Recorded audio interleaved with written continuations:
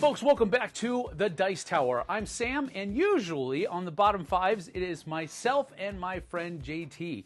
But because of the holidays last week and the fact that he was in one state and I was in another state, we haven't been able to meet up and record another bottom five for you. So I'm going to be taking care of it all by my lonesome today, but that'll be okay. It'll be faster that way.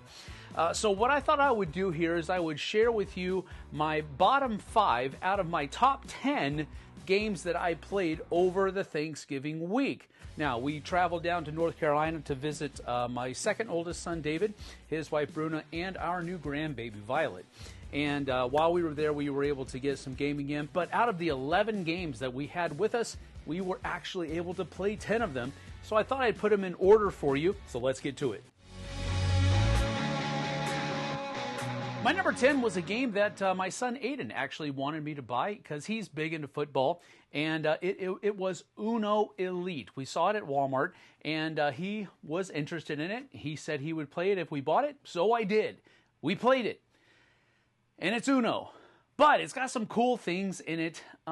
It's still Uno. Don't let me oversell it for you, but the idea is basically you also have, while you're playing Uno, you also have a deck of 8 football players, NFL football players that all have special abilities, and they can be triggered. You have 3 of them available at any given point in time until you've used all of them, and you can trigger off their special abilities and do other cool things in the game, like targeting other players that might be sitting on the other side of the table, making them draw 2 cards instead of just the people that are sitting next to you. You can do 2 skips instead of 1. You can make somebody draw 2 and then do a reverse. There's a lot of different things that the cards will do, but it was an interesting twist. There's also other games, other variants that you can use. You can actually draft your teams, or you can, since it is basically a collectible card game, you can build your own team of 8 cards and bring it with you to the table. So it was a neat experience, but at the end of the day, if you don't like Uno, you probably won't like Uno Elite. If you do like Uno, give it a try. If you like football too, who knows? But that was my number 10, Uno Elite. My number 9 is a game called Doomlings, and this is a really neat tableau building game that has a quirky, funny, cutesy theme that's wrapped around it. So basically everybody is taking their own species of organisms that are trying to survive on this planet that is doomed to be a catastrophe. And so through the course of 3 ages, basically you're going to play cards and you're going to be flipping over event cards until a catastrophe card comes up, and then a catastrophe card comes up, you do a couple of different things, and you go on. And so once 3 catastrophes have happened, the game ends and you count up your points. Your points are basically just the total of the cards that are in your gene pool, and whoever has the most points is the winner. It's a really light card game. There's a lot of take that in there, but there's also a lot of comboing, and there's also a lot of set collection that's in there as well. And it's enjoyable. We've been enjoying it a lot lately, and it is definitely on the lighter fare of things.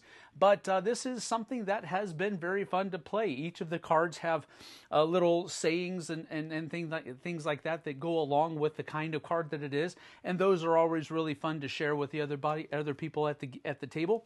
So this has been one that we've been enjoying. We're going to play it some more and then get it reviewed over on the Flipside as well. But this is Doomlings, so go check it out. It's pretty fun. My number 8 is a game that we actually picked up at a store there in Fayetteville, North Carolina. And this one is called Wrath of Fire Mountain.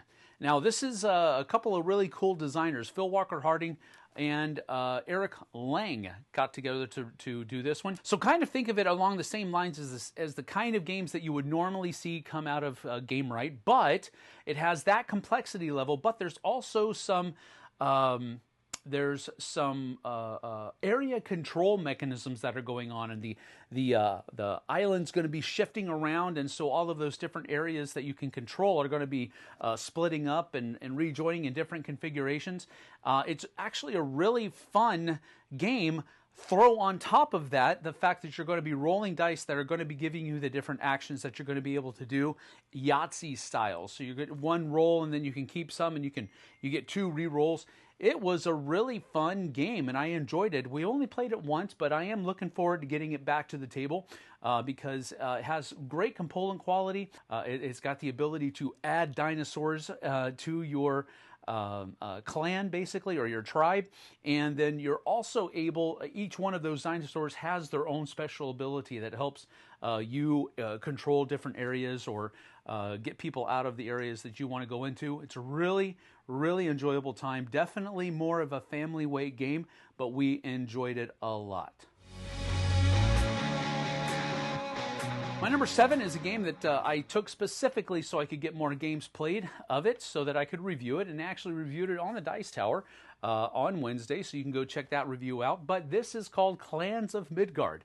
This is a draft and write and fight game from Gray Fox Games, and quite frankly, my general impression, I'm a huge fan of Blood Rage, and this really to me felt like a Blood Rage roll and write.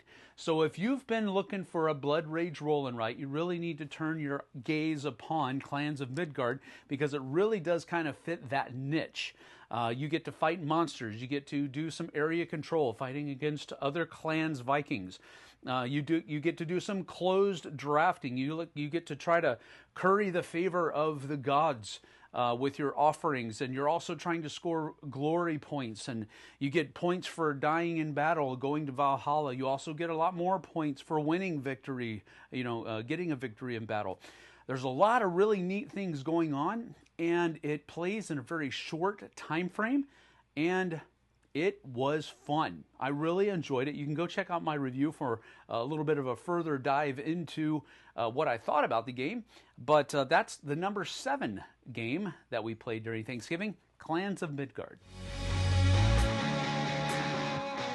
Last one for this list is a game that is actually on my top 10 CMON games, and this is called Monolith. This is a game that I was introduced to at Dice Tower East, and I really kind of fell in love with it. I love spatial organization type games, and this one you're trying to build your monolith in such a way that first will satisfy a pattern that everybody's trying to shoot for. And of course, the person who does it first is going to score the most points for doing that. But then you're also trying to build your monolith in such a way that each of the different sides has a dominant number of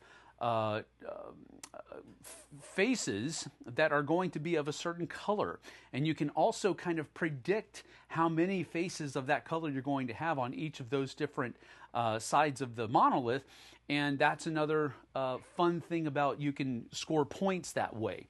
But predicting how you're going to do it, then trying to hit that number exactly, is really where it really kind of is very fun. But the pieces, you can select the pieces in kind of a rondelle format, where you can move the piece 1 to 4 spaces, and that will allow you to choose the piece that you're going to add to the monolith.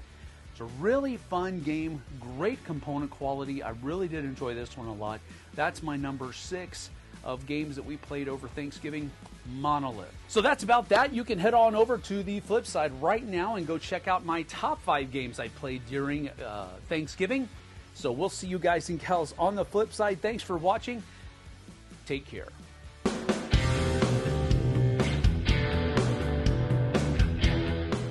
Hey everybody, thanks for watching this video. If you like this review or whatever you just watched, wasn't it amazing? Check out our channel, Dice Tower. We have all kinds of things. We review games, we do top 10s, we play games live. It's all about board games, but especially the people who play them. Check out Dice Tower YouTube channel.